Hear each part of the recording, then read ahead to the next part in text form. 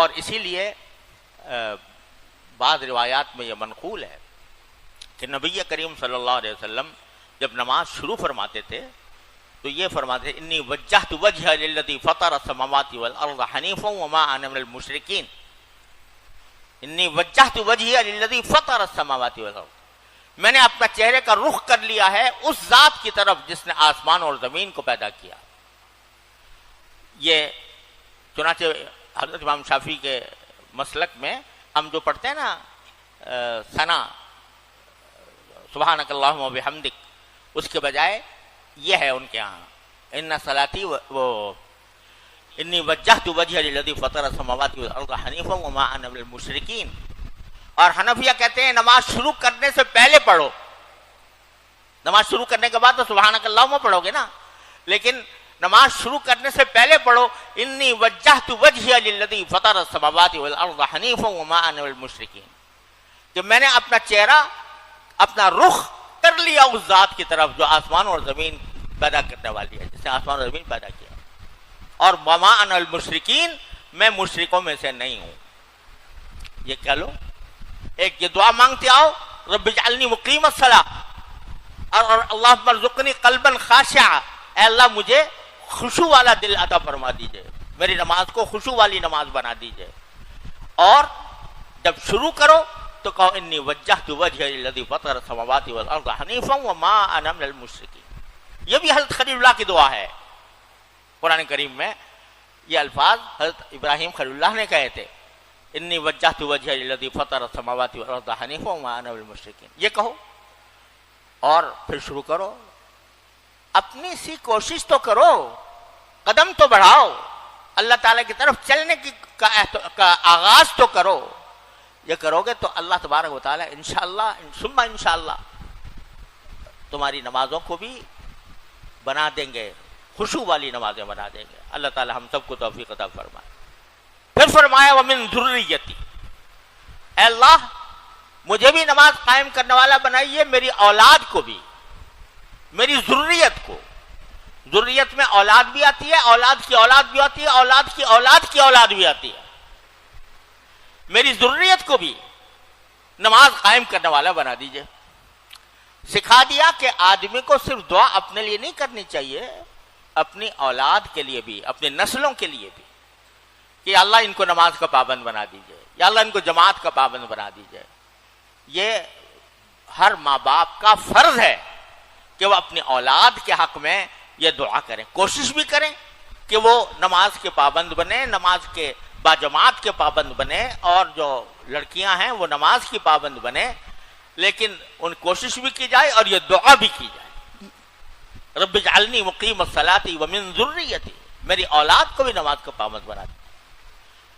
بہت سے لوگ ہیں جو پریشان ہوتے ہیں اپنی اولاد کی طرف سے کہ بھئی یہ نماز نہیں پڑھتے یا جماعت سے نہیں پڑھتے، نماز کی طرف دھیان نہیں ہے. تو والدین کو یہ دعا مانگنی چاہیے رب اجعلنی مقیم الصلاۃ ومن ذریتی، اور ربنا ھب لنا من ازواجنا وذریاتنا قرۃ اعین. اے اللہ ہماری بیویوں کو، شوہروں کو اور ہمارے اولاد کو ہمارے لیے آنکھوں کی ٹھنڈک بنائیے. آنکھوں کی ٹھنڈک یہی ہے کہ ان کو اللہ کی اطاعت میں، عبادت میں مشغول دیکھیں. تو والدین کا فرض ہے. حضرت شیخ عبد الوہاب شعرانی رحمۃ اللہ علیہ نے اپنی کتاب میں لکھا ہے کہ والدین کی دعا اپنی اولاد کے حق میں بہت زیادہ قبول ہوتی ہے. تو چھوڑیں نہیں، ہمت نہ ہاریں، مایوس نہ ہوں. دیکھ رہے ہیں کہ بھئی بار بار نصیحت کی جاتی ہے مگر پوری طرح عمل نہیں ہوتا، تو اس کی وجہ سے مایوس نہ ہوں. اللہ سے مانگیں یا اللہ میری اولاد کو نیک بنا دیجئے، یا اللہ میری اولاد کو نماز کا پابند بنا دیجئے، ان کو تدین عطا فرمائیے. یہ بھی انسان کے فرائض میں سے ہے کہ اپنی اولاد کے لیے دعا مانگے. ربنا وتقبل دعا، اے پروردگار ہماری اس دعا کو قبول فرمائیے. میرا دل چاہتا ہے، اللہ نے توفیق دی تو دل چاہتا ہے کبھی مناجات مقبول کی تشریح کروں آپ کے سامنے، اس کی دعاؤں کی تشریح کروں. کیا کیا مانگا ہے نبی کریم صلی اللہ علیہ وسلم. پیغمبر ہی مانگ سکتا ہے. میرے تمہارے دماغ میں بھی وہ باتیں نہیں آ سکتی، تصور میں نہیں آ سکتی جو باتیں نبی کریم صلی اللہ علیہ وسلم نے مانگ لی ہیں۔ تو ایک تو آپ نے دعائیں مانگ مانگ کر اور صحابہ کرام کے سامنے وہ بتا کر اتنا بڑا ذخیرہ دعاؤں کا جمع کر دیا کہ آدمی اگر اپنی دنیا کی آخرت کی کوئی حاجت بھی ہو وہ چھوٹی نہیں ہے، اور ایسے الفاظ سے مانگی ہیں، ایسے کہ میں کیا بتاؤں، وہ آدمی کیا وہم و گمان میں بھی وہ تعبیر نہیں آتی جو نبی کریم صلی اللہ علیہ وسلم نے۔ تو دعا کی کثرت، اس میں پہلا کام تو میں یہ عرض کرنا چاہتا ہوں، اللہ تعالی ہم سب کو توفیق عطا فرمائے کہ بھئی تھوڑا سا وقت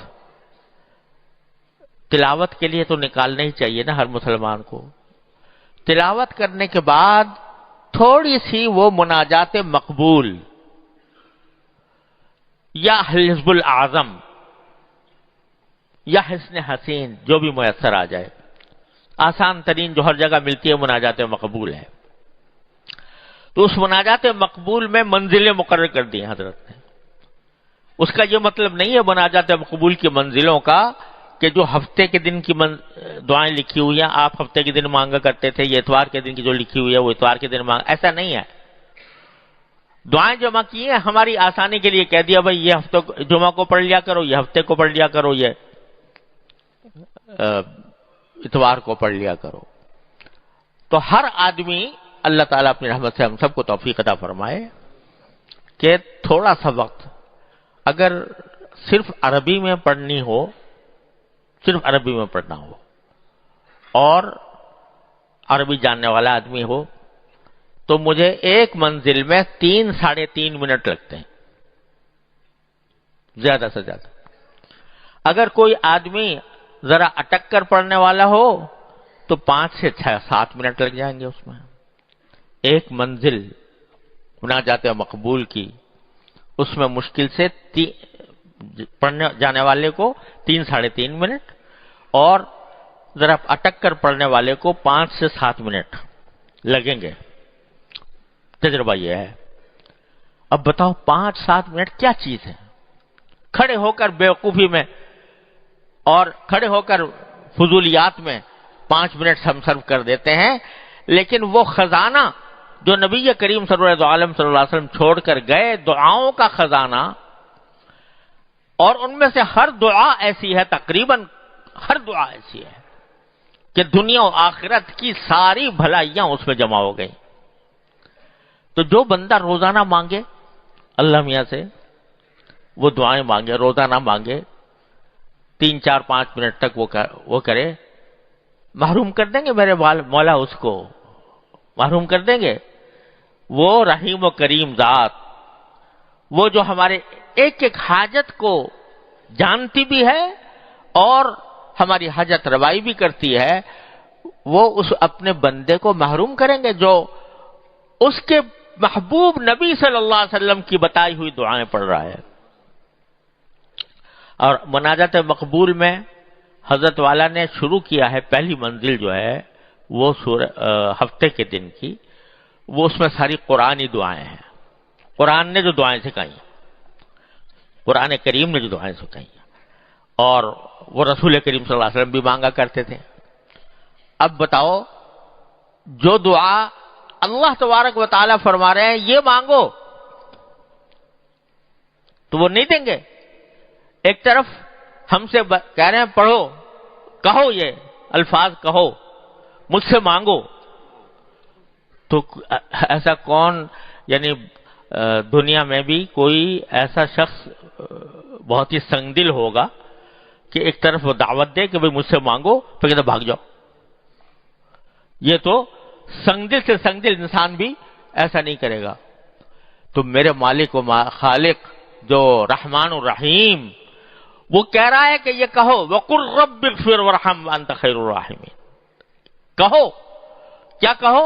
رَبِّ اغْفِرْ وَارْحَمْ وَأَنْتَ خَيْرُ الرَّاحِمِينَ، اے پروردگار میری مغفرت کر دیجئے، مجھ پر رحمت کیجئے، آپ سب سے بہترین رحمت کرنے والے ہیں۔ کہہ رہے کہو رَبِّ اغْفِرْ وَارْحَمْ وَأَنْتَ خَيْرُ الرَّاحِمِينَ۔ جب وہ کہہ رہے ہیں کہ کہو اور وہ فرما رہے ہیں کہ یہ الفاظ ان الفاظ کے ساتھ مجھ سے مانگو، تو ممکن نہیں ہے کہ وہ رد کر دیں، ممکن نہیں ہے کہ رد کر دیں۔ اور دنیا کی جو باتیں ہوتی ہیں نا، یہ دنیا کی کوئی چیز مانگتے ہیں نا، ہم یہ مانگتے ہیں مثلا کہ یا اللہ مجھے زیادہ پیسے دے دیجئے مثلا، تو ہو سکتا ہے کہ ہماری مصلحت کے خلاف ہو، زیادہ پیسے آئیں گے تو پتہ نہیں کیا سرکشی پیدا ہو جائے گی۔ لیکن جب دین کی بات مانگ رہا ہے بندہ کہ اللہ مجھ پر مغفرت فرمائیے، میرے گناہوں کی مغفرت فرما دیجئے، مجھے گناہوں سے بچا لیجئے اور رحمت فرمائیے، تو اس میں تو یہ نہیں ہو سکتا کہ دین کے اوپر چلنا مصلحت کے خلاف ہو، اللہ تعالیٰ کی مصلحت کے خلاف، تو دیں گے ضرور۔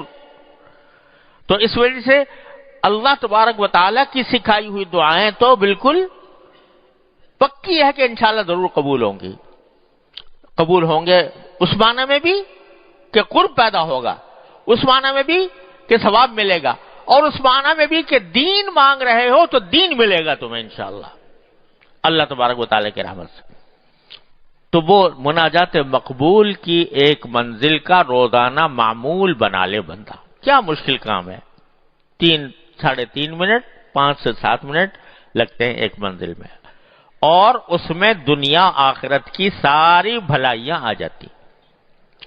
البتہ ایک بات عرض کرتا ہوں، وہ یہ کہ دعا جو ہوتی ہے نا، وہ پڑھنے کے لیے نہیں ہوتی، مانگنے کے لیے ہوتی ہے۔ دعا مانگی جاتی ہے، پڑھنا نہیں بلکہ مانگنا۔ مانگنا اس وقت ہوتا ہے جب آدمی ذرا سا سمجھ کے پڑھے۔